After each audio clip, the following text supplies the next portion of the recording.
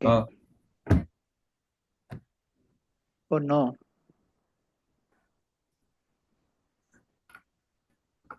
Okay. Today we are starting with the SLO जिसमें हमें कहा जा रहा है कि आपके पास इलेक्ट्रॉन वोल्ट क्या होता है.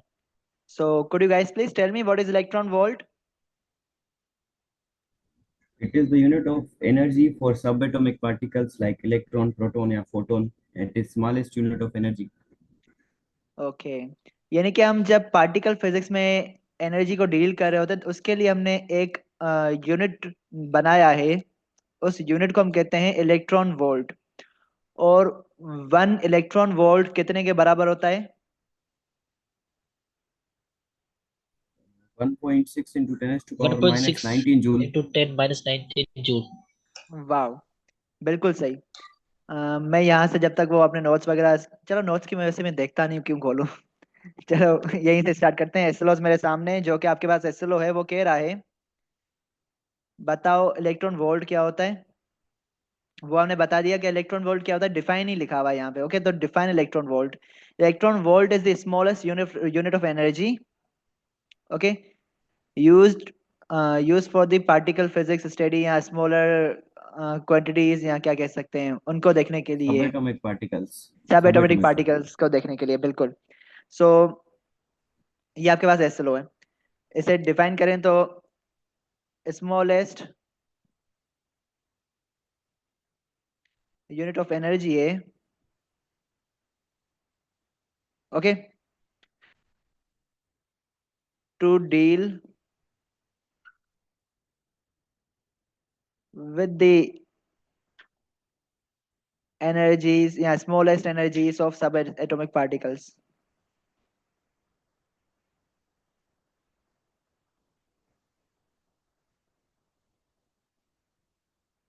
ओके. और 1 इलेक्ट्रॉन वोल्ट, 1 इलेक्ट्रॉन वोल्ट जो वो बराबर होता है 1.6 इंटू 10 पावर माइनस 19 जूल्स के. ओके.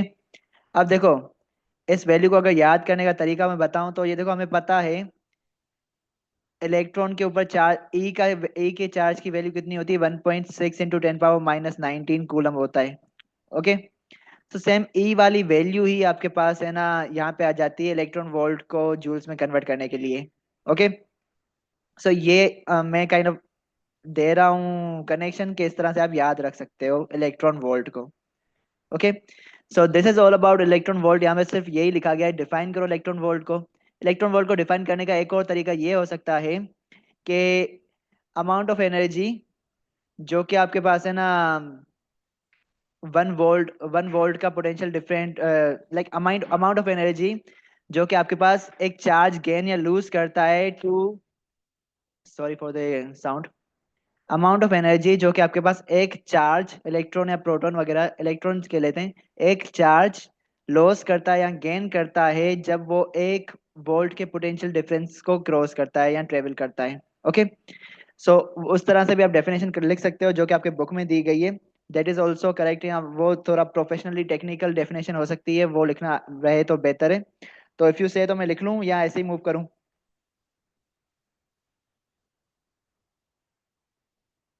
देख ही लेता हूँ यार. देखो भाई, इतना खर्चा कर रहे हैं हम तुम पे. ओके. सो अमाउंट, यार मजा नहीं यार दे रहा ये.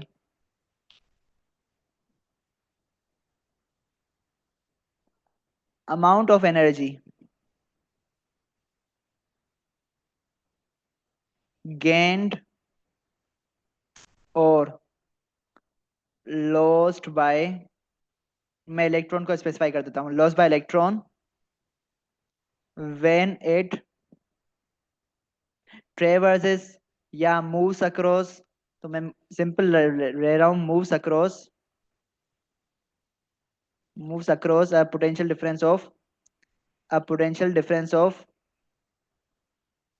One electron volt. Potential difference of 1 volt. Okay. One electron volt. 1 volt. Are you sure? This energy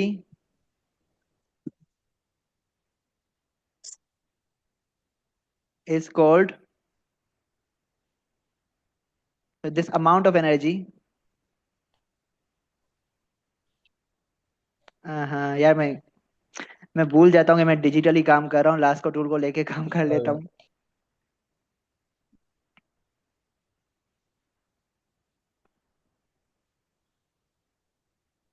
देखो डी क्रॉस नहीं हुआ। लाइक इस अमाउंट ऑफ एनर्जी को हम कहते हैं कि ये आपके पास क्या है, this amount of energy gained और loss by the electron is called electron volt. Okay, जब आपके पास इलेक्ट्रॉन एक इलेक्ट्रॉन एनर्जी गेन करता है जब वो एक पोटेंशियल डिफरेंस में से पास होता है। जो एनर्जी इलेक्ट्रॉन गेन करता है या लॉस करता है जब वो 1 वोल्ट के पोटेंशियल डिफरेंस को के अक्रॉस मूव करता है, तो उस एनर्जी को हम कहते हैं इलेक्ट्रॉन वोल्ट। ओके, और वो एनर्जी आपके पास बराबर होती है 1.6 इंटू 10 पावर माइनस जूल्स के। दिस इज डिफाइन वाला कॉन्सेप्ट, तो मैं थोड़ा जल्दी जल्दी घुमाऊंगा इसको। अब सेकंड आपके पास आ जाता है, सेकंड आपके पास आ जाता है मिलीकंस को। यार देखना, मिलीकंस ने एक परफॉर्म किया था एक्सपेरिमेंट। ओके, मैं स्लो लिख लूँ अगर कहूँ तो, या कह रहा है स्लो, कह रहा है एक्सप्लेन करो मिलीकंस का method to measure the charge on electron. ये इनिशियली हमें पता नहीं था कि इलेक्ट्रॉन के ऊपर चार्ज कितना है या प्रोटॉन के ऊपर चार्ज कितना है। लोग या साइंसदान क्यूरियस थे to know this charges. Okay, तो मिलिकन भाई थे एक जिन्होंने कुछ परफॉर्म किए experiments. Okay, oil drop experiment भी कहते हैं इसे। तो इसमें इन्होंने एक्सपेरिमेंट परफॉर्म करके इन्होंने कोशिश की है to find the charge on electron. Okay, उसके लिए मैं आपको कुछ थोड़ा वेट कीजिएगा, मैं कुछ विजुअलाइज करवाने के लिए कुछ तस्वीरें कॉपी पेस्ट करता हूँ यहाँ पे टू एक्सप्लेन विजुअली, और जल्दी से एक्सप्लेन करने के लिए। ये रहा।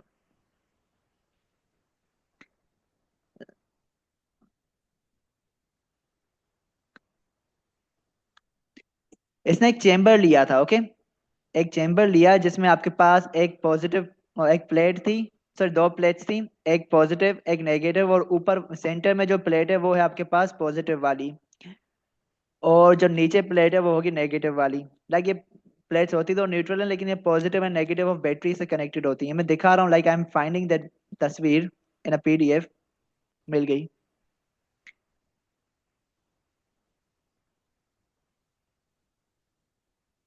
हम्म,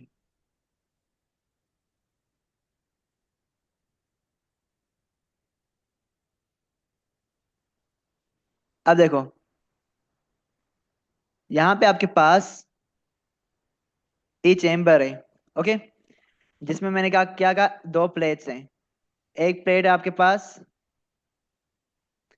एक प्लेट है आपके पास ये, और दूसरी है नीचे वाली। इसको हमने नाम दिया है पी, नीचे वाले को दिया है पी डैश नाम, सही है। और इसके यहाँ से एक विंडो है, विंडो 1, और यहाँ से है विंडो 2। फाइन। इस प्लेट के ऊपर वाली प्लेट के सेंटर में होगा एक होल। ओके, जो कि है आपके पास एक होल, और ऊपर से आपके पास है ना एक एटोमाइजर लगा होगा। एटोमाइजर को हमने फर्स्ट ईयर में पढ़ा था, या सिंपल परफ्यूम के ऊपर से जो स्प्रे आता है ना, एक स्प्रे लगा होगा, मैं ऐसा कह देता हूँ। ओके, जो कि आपके पास ऑयल को स्प्रे करेगा यहाँ पे फ्यूम की फॉर्म में। तो ये आपके पास होगा सेटअप। अब विंडो 1 और विंडो 2 क्यों है हमारे पास? विंडो 1 में से Ali had entered, welcome. Window 1 जो है आपकी, उसके बाहर आपके पास एक कॉन्वेक्स लेंस लगा हुआ होगा, और उसके पीछे आपके पास एक सोर्स होगी। ओके, लाइट की सोर्स होगी। ओके, ये लाइट की सोर्स है। इसमें से आपके पास लाइट जो है ना वो आएगी, लाइट आएगी, लाइट को येलो कलर से दिखा देते हैं। इसमें से लाइट आएगी कुछ इस तरह से, जो कि अ, आगे जाके किसी ना किसी पॉइंट पे क्या करेंगी, मीट करेगी। ओके, हम कुछ इस तरह से कॉन्वेक्स को हमने सेट किया है कि ये मीट इस पॉइंट पे करे। फाइन। सो मीट इस पॉइंट पे करे इसलिए कि इस पॉइंट पे जो अब इमेज होगी, जो चीज होगी, वो बहुत अच्छे से दिखेगी। हालांकि पूरा अच्छा दिखेगा, लेकिन यहाँ पे थोड़ा फोकस किया हुआ है। फाइन। अब होता क्या है, यहाँ से आपके पास ये लग गया, और एक छोटी सी मैं चेंजिंग ये करता हूँ, इसको जरा सेंटर में लेके आता हूँ। ताकि मैं विंडो 2 के लिए भी कुछ काम वर्किंग कर सकूं।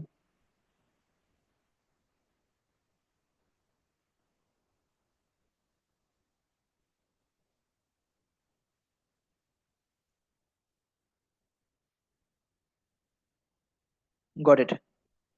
हाँ, दूसरी साइड आपके पास क्या होती है, एक वायर कनेक्टेड होती है इसके साथ, जो कि जाके कनेक्ट होती है बैटरी के पॉजिटिव टर्मिनल में। और दूसरी वायर जो होती है वो होती है नीचे वाली प्लेट के साथ कनेक्टेड, जो कि जाके कनेक्ट होती है बैटरी के नेगेटिव टर्मिनल में। ओके, तो यहाँ से हमने क्या रखा हुआ है, हमने यहाँ से रखा हुआ है एक बैटरी का सोर्स। पॉजिटिव और नेगेटिव बैटरी के सोर्सेस हैं, और ये आपके पास क्या है, ये बैटरी है। और बैटरी के ऊपर आपके पास एक नॉब लगा हुआ है। ओके, जिससे आप क्या कर रहे हो, कंट्रोल कर रहे हो। क्या कंट्रोल कर रहे हो, वोल्टेज जो आपकी बैटरी सप्लाई करेगी उसे आप कंट्रोल कर रहे हो। फाइन, सही है। अब ये आपके पास है कंस्ट्रक्शन इसकी। अब हम क्या करेंगे, हम यहां से स्प्रे करेंगे उन ऑयल ड्रॉप्स को। उन ऑयल ड्रॉप्स को हम क्या करेंगे, स्प्रे करेंगे, जो कि आके यहाँ पे गिरते जाएंगे। अभी तक हमारी बैटरी क्या है, ऑफ है। अभी तक हमारी प्लेट्स चार्ज नहीं है, प्लेट्स न्यूट्रल है, सही है। सो जब ये आपके पास ये स्प्रे करेंगे यहाँ से कुछ चार्जेस प्लेट्स के ऊपर कुछ इस तरह से गिरेंगे, कुछ चार्जेस इधर गिरेंगे, एंड जारी बात है हर जगह पे स्प्रे होंगे तो कुछ चार्जेस इस सेंटर वाले होल में से पास होकर नीचे भी आएंगे, राइट। नीचे क्यों आ रहे हैं, बिकॉज ऑफ ग्रेविटी। ग्रेविटी की वजह से नीचे आ रहे हैं ना, बिकॉज ऑफ ग्रेविटी, जो कि आपके पास है 9.8 मीटर्स पर सेकंड स्क्वायर। ओके, ग्रेविटी की वजह से या ग्रेविटेशनल फोर्स की वजह से वो नीचे आ रहे हैं। ओके, यहां तक हमें समझ में आ गया। अब हम यहाँ पे कहते हैं एक चीज के, मैं इस वाले एरिया को जरा जूम इन करके आपको दिखा दूं असल एक्टिंग वर्किंग में के होता क्या है।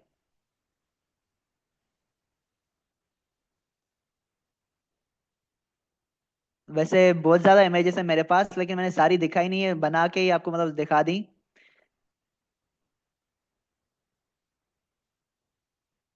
हाँ, ये रही image. Like I have so much images, मैं ना सो मेनी इमेजेस में दिखा सकता हूँ, लेकिन उसमें ज्यादा टाइम लग जाएगा आपको समझाते दिखाते दिखाते, लाइक एक एक को कॉपी करूँ, सेट करूँ। सो ये इमेज देखो आप, ये इमेज जो है ना, वो है वो है इस एटोमाइजर। लाइक मैं इसे ऊपर लेके आऊं, यहाँ पे जो एटोमाइजर है वो, और एटोमाइजर के अंदर एटोमाइजर के अंदर काइंड ऑफ स्मॉल लीकेज होगा, होल होगा, जहां से स्प्रे वो ऑयल बाहर आ रहा होगा। ओके, तो यहाँ पे ये बताना चाहता है कि ये जो है आपका ऑयल है, ये एटोमाइजर की बाउंड्री है।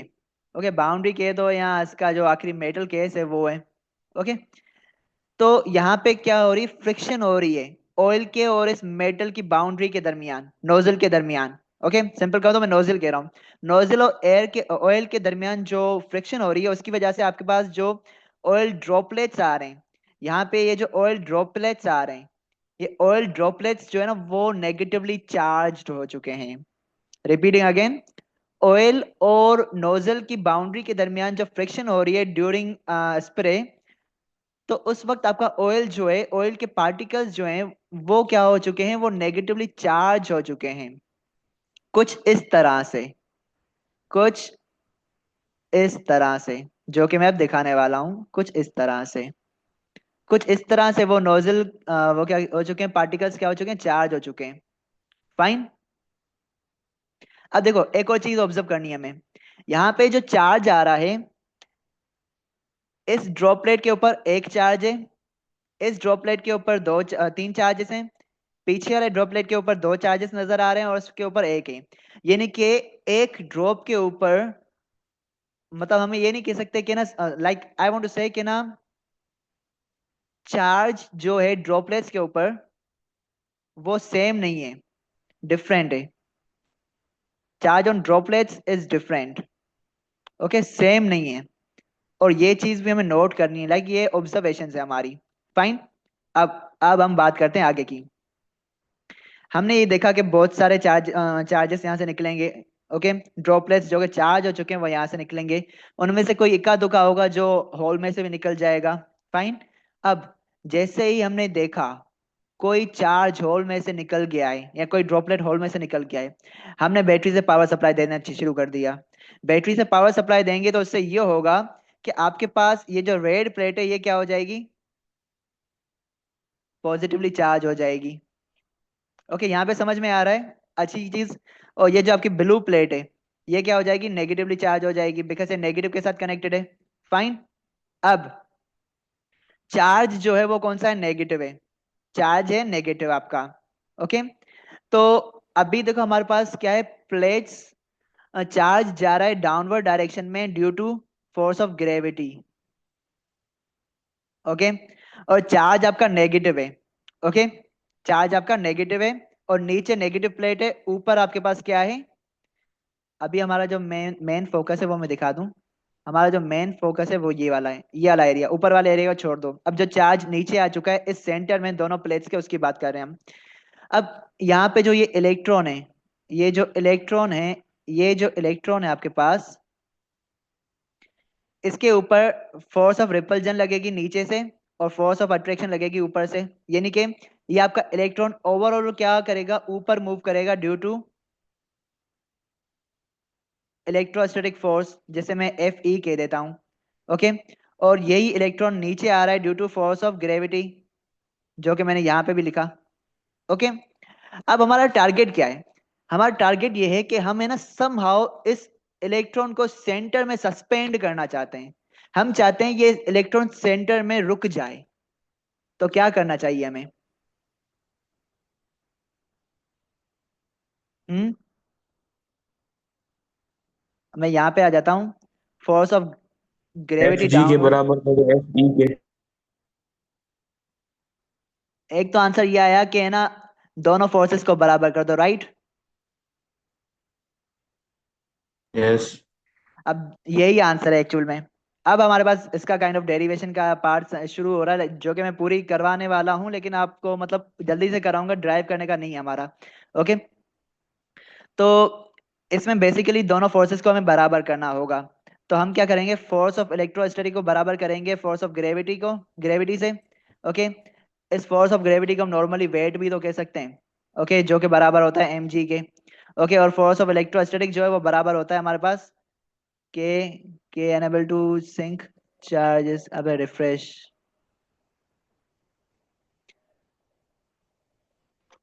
एक मिनट, ये थोड़ा सिंक हो रहा है वर्ड वाइट बोर्ड।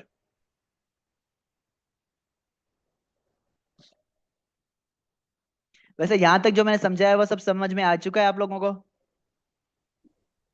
यस और नो। यस मैं आंसर जेको हिकिड़ी पिक्चर हुई न जंहिंमें तो ॾेखारिया पिए ऑयल वारो जेको उहो दोबारा ये वाला, हाँ।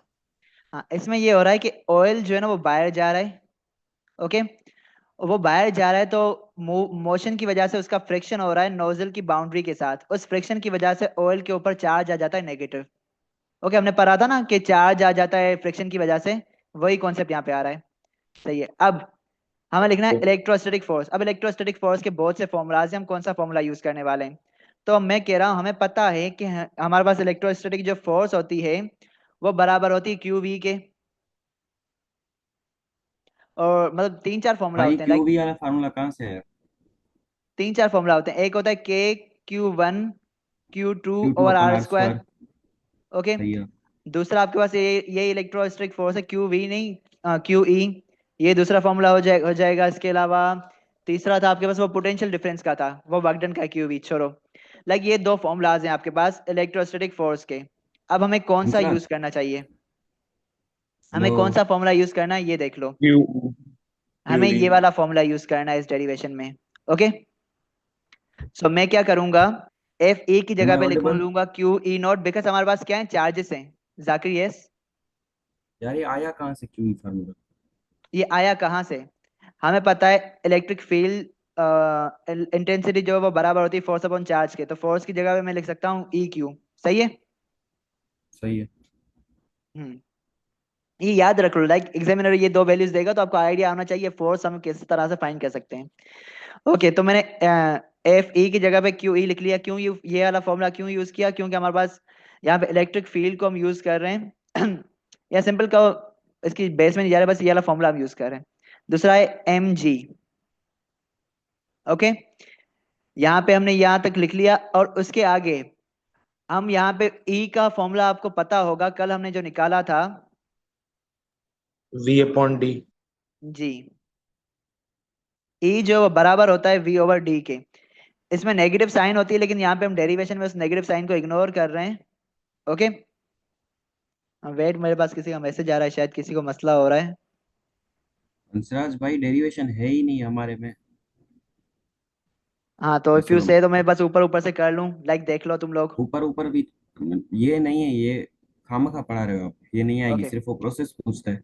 ओके, प्रोसेस है तो यहाँ पे आपके पास एस्ट्रो में कह रहा है एक्सप्लेन करो मिलिकन्स के मेथड को, जो कि चार्ज के लिए इसने यूज किया था। ओके, इसने आगे जाते जाते मैं बस थोड़ा सा बता देता हूँ। इसने क्यू को बड़ा, इसने चार्ज काउंट करना था, तो M G over V over D, like नीचे ई आ गया, उसकी जगह पे ये लगा दिया और ये बराबर हो जाएगा M G D over V के।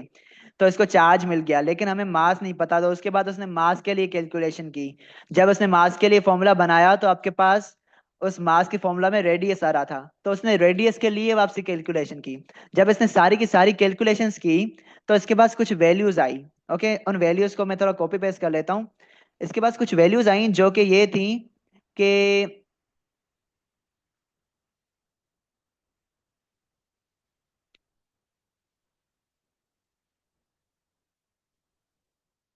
इसके पास कुछ वैल्यूज आई जो कि ये हैं। ओके, लाइक उसने चार सारा पहले उसने चार्ज के लिए ये जो फॉर्मूला हमने बनाया यहाँ तक इसने बनाया। उसके बाद मास के लिए वर्किंग की, मास के फॉर्मूला में रेडियस आ रहा था तो रेडियस ऑफ ड्रॉपलेट के लिए वर्किंग की। सारी वर्किंग करके जब उसने सारी वैल्यूज पुट की तो उसके पास ये वैल्यूज कुछ आ रही थी। पहले ड्रॉपलेट पे ये वैल्यू आ रही थी, दूसरे पे ये आ रही, तो उन सारी वैल्यूज को देखोगे तो आपके पास डिफरेंट वैल्यूज आ रही हैं। ओके, और हमें यह भी पता था कि एक ड्रॉप लाइक सारे ड्रॉपलेट्स के ऊपर डिफरेंट चार्ज है, सेम नहीं था। तो इसने क्या किया, इसने इन सारों में से एक कॉमन फैक्टर निकाला। ओके, वो कॉमन फैक्टर आपके पास जो आया वो आया 1.6 इंटू 10 पावर -19। ओके, जैसे कि इस पहली वैल्यू को मैं लिख सकता हूं, अगर मैं इसे ई कह देता हूं। ओके, 1.6 इंटू 10 पावर -19 को मैं ई कह सकता हूं। ओके, कह देता हूं। तो ये आपके पास जो पहली वैल्यू है वो आपके पास आ रही है 2e के बराबर, और ये थर्ड वैल्यू जो है वो आपके पास आ रही है 3e के बराबर। फोर्थ वैल्यू आपके पास आ रही है आई गेस 4e के बराबर। ओके, तो इसने एक कॉमन वैल्यू निकाली जो कि आपके पास आई ये। तो इसने ये डिड्यूस कर दिया कि इलेक्ट्रॉन के ऊपर जो चार्ज है फाइनल वो ये वाला होता है 1.6 माइनस का 1.6 इंटू 10 पावर -19 कूलम। तो पहले के दौर में ये देखा जाए कि इसने कितनी मेहनत की थी बेचारे ने to just find the mass of electron, sorry charge on electron. Okay, हालांकि हमें आज पता है कि चार्ज कितना होता है, और हमें बाद में ये भी पता चला कि प्रोटॉन और इलेक्ट्रॉन दोनों का चार्ज सेम होता है। यहाँ तक इसमें कोई मुश्किल या कंफ्यूजन, लाइक इसकी वर्किंग वगैरह या इसका पूरा एक्सपेरिमेंट तो मैंने समझा दिया, डेरिवेशन ही नहीं की हमने, जो कि असल में बाकायदे लिखा भी नहीं हुआ। हाँ, तो यहाँ तक क्लियर है। पास्ट पेपर देखें, पास्ट पेपर में डेरिवेशन नहीं पूछता। नहीं ना, एक्चुअली मैंने पास पेपर नहीं किए। और डेरिवेशन वो पूछेगा भी कैसे, लाइक इस चैप्टर में से ओनली 3 मार्क्स का सीआर क्यू बनाना है, तो इतनी बड़ी डेरिवेशन आएगी कहाँ से? ओके ओके, बहरहाल हम मूव कर रहे हैं नेक्स्ट सब टॉपिक की side, that is capacitor. Capacitor क्या होता है? Hmm device to store charges. It is a conductor device which is used to store electric charge and electrical energy. Electrical energy, electric charge और electric charge को store करना, सही है Abdullah? Yes. Okay, ये वैसे पता है इसकी हिस्ट्री क्या है? कैपेसिटर क्यों बनाया हमने, पता है? आपके पास कुछ ऐसे डिवाइसेस होते हैं जिनको है ना स्टार्ट होने के लिए लाइक हाँ हाँ, इंस्टेंटेनियसली बहुत ज्यादा ज्यादा चार्ज करंट चाहिए होती चाहिए, है। बहुत ज्यादा एनर्जी चाहिए इलेक्ट्रिकल। जैसे जैसे कि पंखा हो जाता है, मोटर्स वगैरह हो गई, पंखा। पंखा हो गया, मोटर्स हो गई। तो इंस्टेंटेनियस एनर्जी प्रोवाइड करने के लिए हमने एक डिवाइस बनाया जिसका नाम था कैपेसिटर। ओके, ये क्या करता है, प्रोवाइड करता है instantaneous, like all of sudden, at the moment, provides instantaneous instantaneous electrical energy. Okay, so हम ये भी कह सकते हैं कैपेसिटर इज अ डिवाइस जो कि चार्जेस को स्टोर करता है या जो कि इलेक्ट्रिकल एनर्जी को स्टोर करता है टू प्रोवाइड इट इंस्टेंटेनियसली। बहरहाल हमारा ये एसएलओ नहीं है कि कैपेसिटर क्या होता है। हमारा एसएलओ ये है कि कैपेसिटर जो है ना, पैरेलल प्लेट कैपेसिटर की कैपेसिटेंस को डिफाइन करो in terms of area, distance and permittivity of free space. Okay, यहाँ पे फ्री स्पेस की बात कर रहा है, यानी कि हम मीडियम के लिए भी वर्किंग नहीं कर रहे यहाँ पे। ओके, तो बहरहाल आगे हम यहाँ पे आ जाते हैं। सबसे पहले एक रिलेशन है आपके पास चार्जेस एंड, एक मिनट लगे इस डेरिवेशन को समझाने के लिए मुझे थोड़ा सा काम करना होगा, दैट इज शिफ्ट कहाँ है, शिफ्ट कहाँ है, शिफ्ट कहाँ है। इससे पहले आपको बताना होगा कि पैरेलल प्लेट कैपेसिटर कौन से होते हैं। हाँ वही,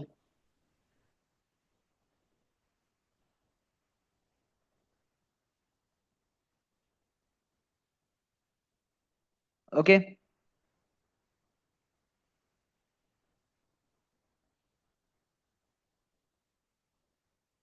ये आपके पास दो प्लेट्स हैं, हालांकि ये दोनों लाइक इक्वल विड्थ के बनाने चाहिए थे, लेकिन प्रॉब्लम हो गई। वॉट एवर, ये आपके पास पॉजिटिव प्लेट है, ये आपके पास नेगेटिव प्लेट है, और ये कनेक्टेड होंगे एक बैटरी के साथ।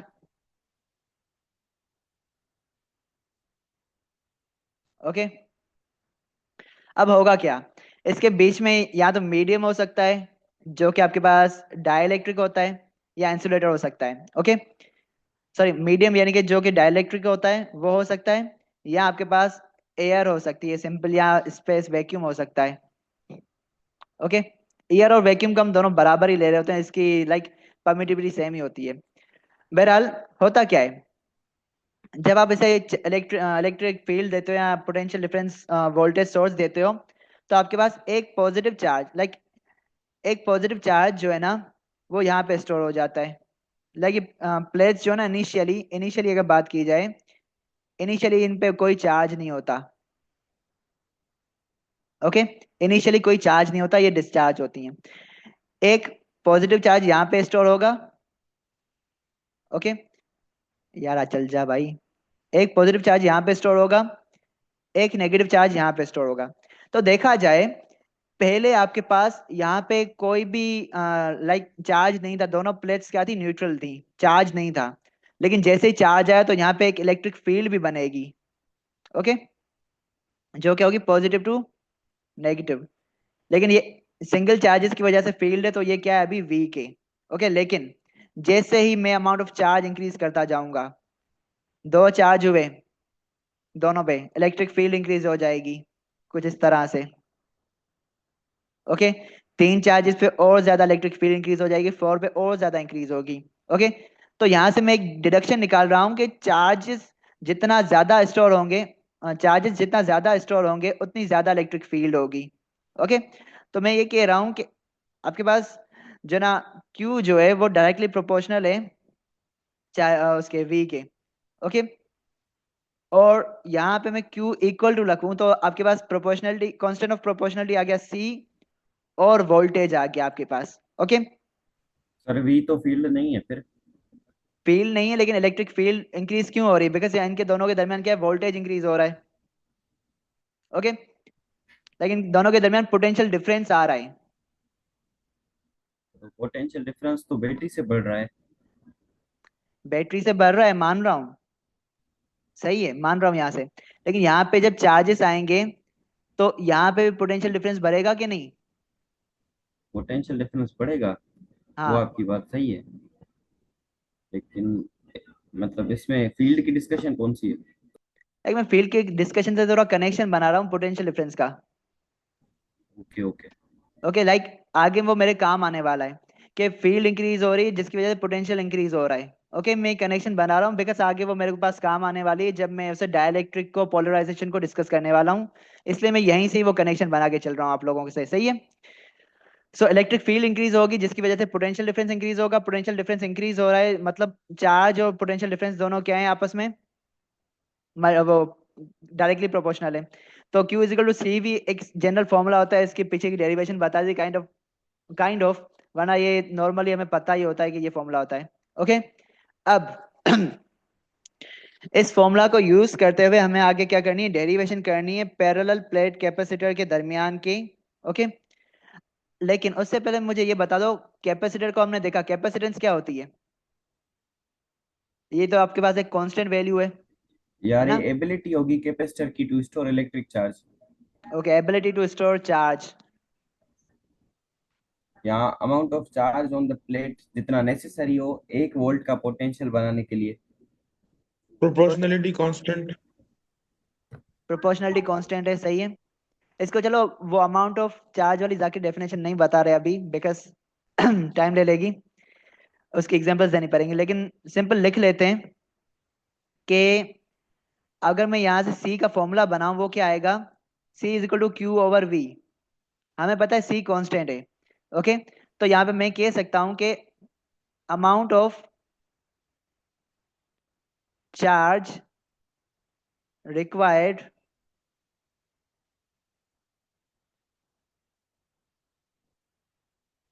To raise one voltage between plates. Okay, वैसे इस डेफिनेशन को मैं ज्यादा इंट्रोड्यूस नहीं करने वाला था।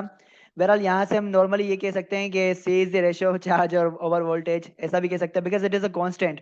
कांस्टेंट से मुराद ये है कि ये है ना Q और Q एंड D और Q एंड V, इन दोनों के ऊपर ये डिपेंड नहीं करता, याद रख लो, because it is a constant. ये प्रोपोर्शनली कांस्टेंट है, ये डिपेंड नहीं करता इन दोनों चीजों के ऊपर। So it doesn't depend on these both. Okay, यहाँ तक सिंपल है, ये प्रोपोर्शनली कांस्टेंट, ऐसे हम कैपेसिटेंस कहते हैं। फाइन, अब हम मूव कर रहे हैं आगे थोड़ा इसकी डेरिवेशन की साइड। हमें पता है charge Q is equal to C V होता है। ओके, उसके अलावा हमें यह भी तो पता होता है कि डेंसिटी ऑफ चार्ज जो वो किसके बराबर होती है, जिसे हमने पहले भी बहुत बार यूज किया। और मैं ये भी कह सकता हूं कि चार्ज जो वो बराबर है डेंसिटी इंटू एरिया के। साथ में हो?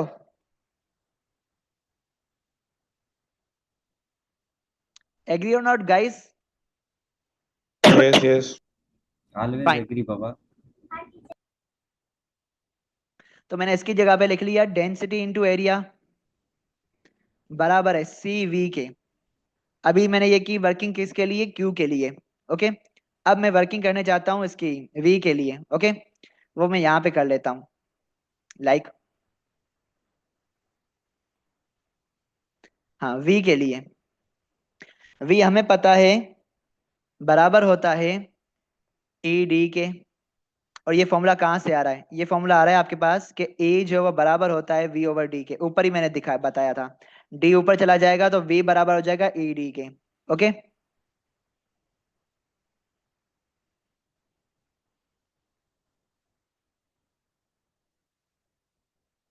तो मैं यहाँ पे सी, ये पूरा सेम लिखा, वी की जगह पे मैंने क्या लगा दिया, ई डी लगा दिया मैंने। ओके, मुझे कैपेसिटेंस का फॉर्मूला चाहिए। कैपेसिटेंस को एक जगह पे रखूंगा, दूसरी चीजों का दूसरी साइड लेके जाऊंगा। तो आपके पास सी वहीं पे ही रहा। ओके, बाकी सिग्मा ए भी वहीं पे रहा, बाकी ई डी जो है वो डिवीजन में आ गया आपके पास। सही है। अब अब आगे का स्टेप थोड़ा है ना, वो पीछे की थोड़ा नॉलेज उसके लिए होनी चाहिए। हमने पढ़ा था कल गॉस लॉ के एप्लीकेशन में कि electric field between two plates, two charge parallel plates, oppositely charge parallel plates क्या होती है। यहाँ पे वही तो है, अपोजिटिवली चार्ज पैरेलल प्लेट्स हैं, इनकी ई क्या होगी?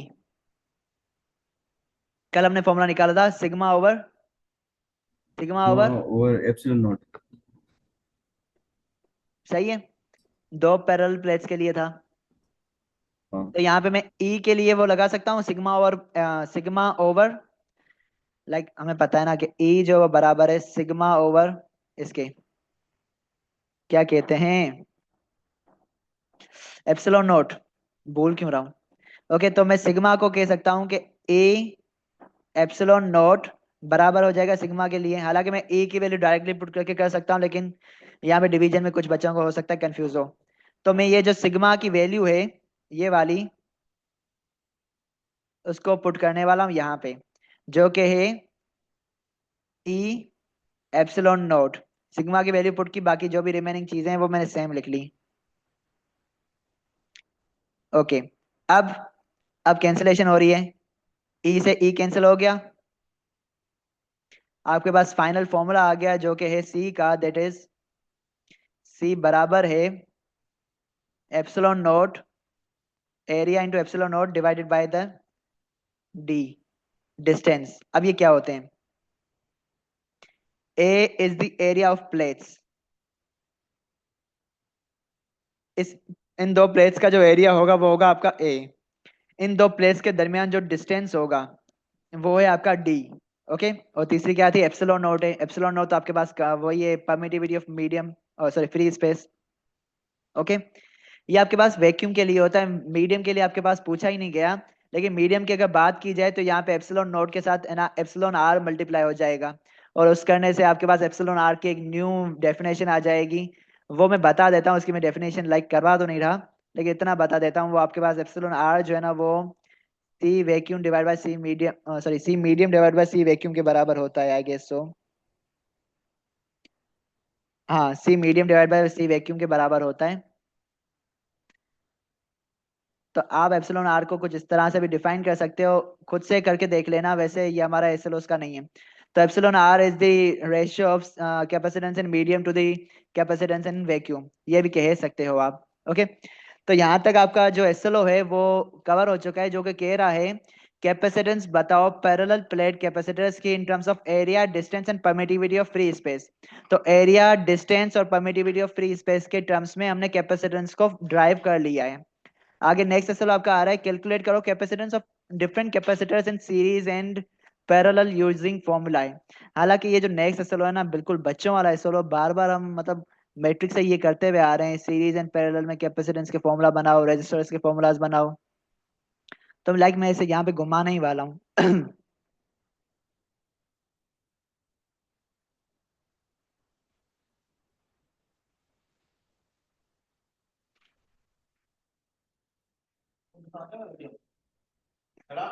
बंद है, रिकॉर्डिंग भी थी है।